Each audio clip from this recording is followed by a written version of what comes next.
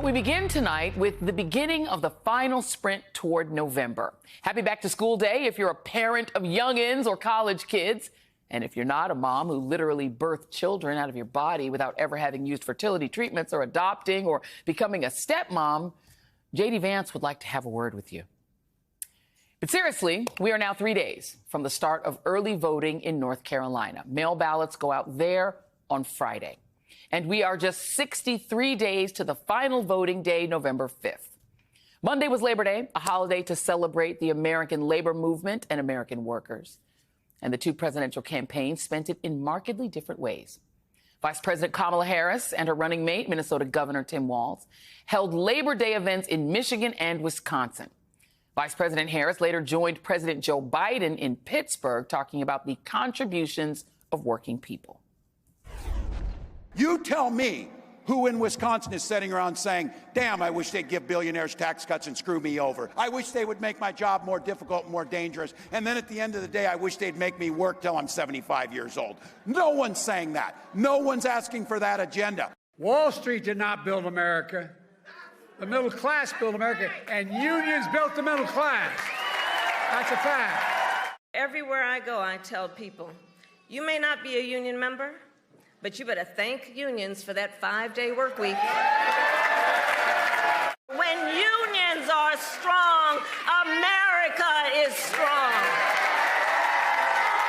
The Harris-Walz campaign is continuing to build on its momentum, shoring up support with voters in key states on key issues.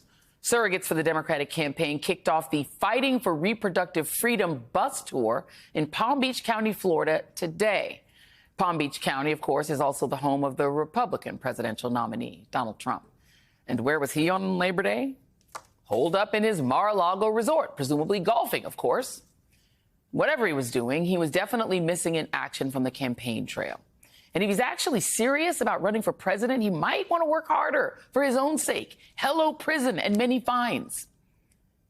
Meanwhile, a Republican official will, quote, no longer have any involvement with the Trump campaign after he sent an email Sunday saying New Hampshire was no longer a battleground state and Trump was sure to lose by an even higher margin than in 2016 and 2020.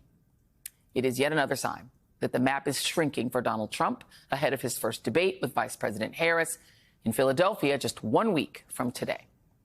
A series of battleground state polls from Bloomberg found Vice President Harris and Donald Trump essentially tied in North Carolina and Arizona, and the vice president leading within the margin of error in Georgia, Michigan, Nevada, and Pennsylvania. In Wisconsin, Harris leads Trump outside the margin of error. Nationally, a USA Today Suffolk University poll found Vice President Harris with a 5-point lead over Trump among likely voters in a multi-candidate field within the margin of error. Meanwhile, the last time Trump actually did work for his campaign, it was just more fear-mongering and demagoguing to MAGA voters at a Moms for Liberty event on Friday. Our country is being poisoned, and your schools and your children are suffering greatly because they're going into the classrooms, they're taking the seats, and they don't even speak English. The transgender thing is incredible. Think of it. Your kid goes to school and comes home a few days later with an operation. The school decides what's going to happen with your child. And, you know, many of these childs 15 years later say, what the hell happened? Who did this to me? Yeah, okay. First, Donald, that's a lie. Full stop. And a dangerous and ridiculous lie. There is no school in America where a child has gone into a classroom and come out having had surgery to alter their gender. There are literally no schools or teachers deciding what's going to happen with any child in any classroom except what's on the lesson plan for the day. So let's just be crystal clear about that, Donald. Like, that's just weird and a lie. But it is yet another reminder of how absolutely unhinged and cognitively impaired, frankly, the 78-year-old Republican candidate is. In fact, if any other candidate spoke that incoherently about anything, we would say they should be committed. If Joe Biden said anything close to that, every major newspaper in America would be demanding that he resign or have the 25th Amendment applied. Stat. But it's Trump, so, you know, it's Tuesday. And you would think his campaign would at least try to do something to stop him from drooling into his verbal oatmeal. But, you know, maybe they're a bit distracted with their own things. and, laying out the groundwork for future careers outside of politics. In fact, here is what their Republican National Committee co-chair, Lara Trump, Donald's daughter-in-law, has been up to. Without your bravery, we're all out of luck. No, this can't be denied. You gotta be special. It takes a lot to put you last and everybody first. Ooh, Taylor Swift, look out. Lord Jesus. Okay, I'm so sorry. I'm so sorry. I just want to note that while Donald Trump is in litigation, literal litigation with multiple popular artists for playing their music without their permission, he has not, to our knowledge, used Lara's future hits at his kooky rallies. Joining me now is the Reverend Al Sharpton, because I need prayer, president of the National Action Network and host of Politics Nation. Jamelle Bouie, opinion columnist for the New York Times, and David Jolly, former Republican congressman and MSNBC political analyst. Rev, I'm so sorry. You can either pray for me or answer this question. What is going on with, you've known Donald Trump a long time. Can I just read you real quick? I just want to read this to you. Well, no, actually, do you want to comment on the music video? Well, I want to pray for Lara Trump. I mean, if her future is certainly not going to be in the White House, she certainly shouldn't be in the studio either. We got to find something for her. Bless her heart. Bless her heart. I mean, I love people who have a dream. I am not knocking her having a dream. I'm just saying Simon Cowell used to tell folks on American Idol, this might not be your dream. That you can have a dream, but this might not be the appropriate dream for you. It might be a nightmare. And probably, though, when she looks at how their campaign is unraveling, and her Donald Trump, her candidate and relative, has become unhinged. You said it right. We would be demanding the 25th Amendment if Joe Biden said anything remotely as unhinged and just totally incoherent as that.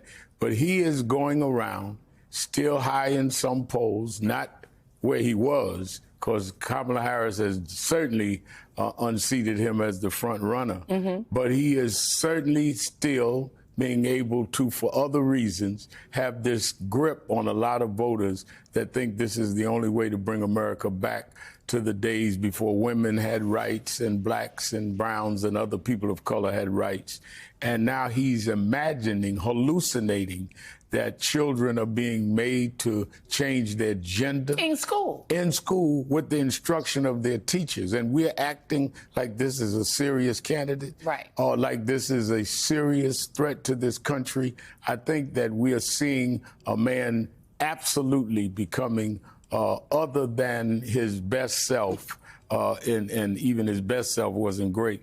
But he's lost the ability to even think while he's talking. It just comes out. Yeah. It's like a baby just spitting up.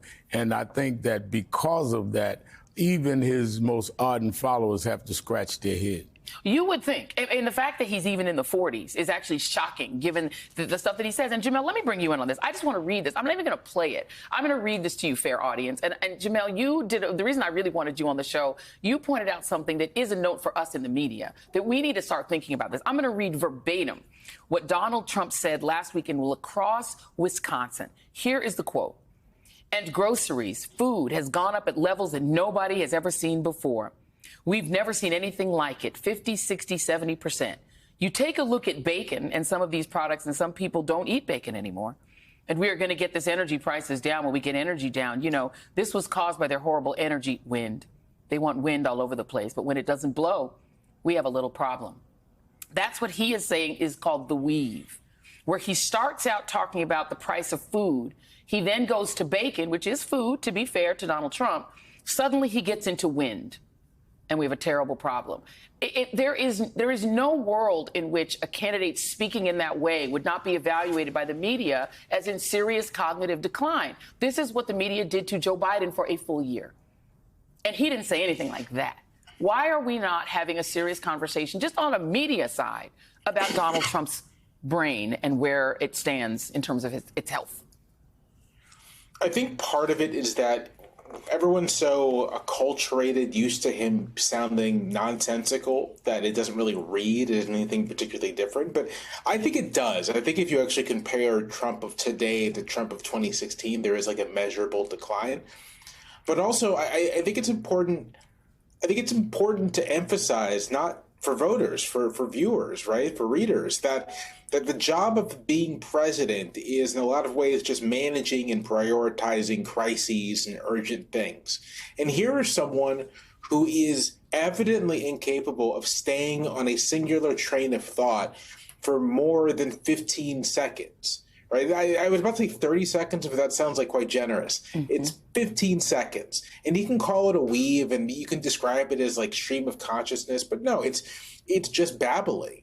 It's babbling in sort of word association that, in the aggregate, you can maybe divine some kind of meaning, but if you're just actually kind of watching it, and then as you did, like reading it straightforwardly, like reading a transcript, it's word salad. And I think it's indicative of someone who just literally is not capable of being president. And I think that's something viewers and readers need to know.